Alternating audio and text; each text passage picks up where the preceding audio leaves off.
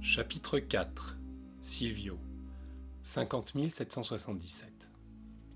Quand nous sommes enfin arrivés chez Silvio, d'abord je n'ai pas compris.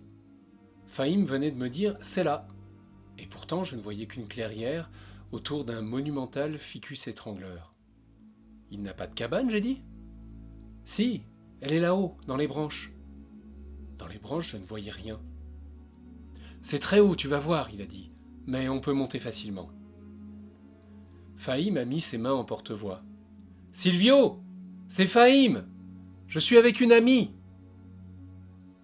Un instant plus tard, une voix riche et profonde nous a répondu de quelque part dans le feuillage du ficus. « Montez les enfants, je vous attendais !» Il n'y avait pas d'échelle ni de corde, mais il y avait des lianes qui pendaient de l'arbre. Et c'est vrai que ce n'était pas trop compliqué de monter. Fahim n'avait pas le vertige, moi non plus.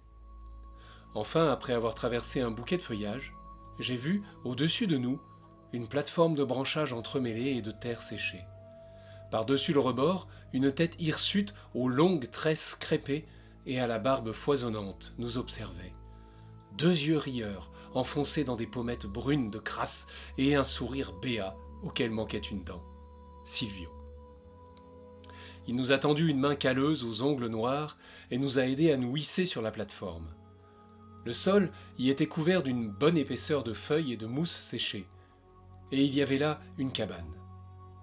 Il n'avait pas l'air méchant, Silvio. Il avait l'air joyeux. Un peu bébête même, je me suis dit. Quand il a parlé, sa voix contrastait fort avec son aspect. C'était la même voix qui nous avait dit de monter. Elle était vraiment grave et bien modulée, et il parlait posément, en nous regardant avec intensité.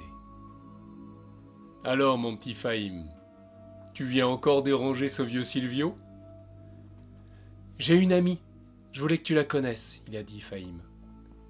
Silvio m'a fixé en plissant les paupières, comme pour voir au fond de ma tête. Des petites rides partaient des coins de ses yeux. Et puis son sourire est devenu si grand qu'il a découvert ses mauvaises dents, et il m'a dit « Alors, comme ça tu as réussi à apprivoiser ce petit sauvageon de Fahim ? Tu dois être une personne exceptionnelle. Comment t'appelles-tu ?»« Zabia ?» j'ai répondu. « Zabia, Il a fermé les yeux et inspiré profondément. Puis il m'a à nouveau souri et il a dit « Zabia, c'est un joli nom. Il y a de la grâce dans ce nom, mais aussi de la volonté et du courage. C'est pour ça que tu as su apprivoiser Fahim. » À côté de moi, Fahim ne disait rien. Silvio s'est tourné vers lui et lui a demandé « Et pourquoi m'as-tu amené Zabia ? Tu as bien une idée derrière la tête. » Fahim ne fait jamais les choses à la légère, il a toujours une idée. « Oui, Silvio, je crois que Zabia devrait entendre ce que tu enseignes. »« Ce que j'enseigne ? Tu en as de bonnes, » il a répondu Silvio. « Je n'enseigne rien du tout, moi. Je suis là où je suis, et quand je parle, qui le veut m'écoute. Et qui le veut écoute le vent. » Fahim s'est tourné vers moi avec un air suprêmement satisfait. « Tu vois, Zabia, c'est Silvio. » Et Silvio est parti d'un grand éclat de rire, et il nous a pris dans ses bras et a couvert nos joues de bisous qui sentaient un peu la bête.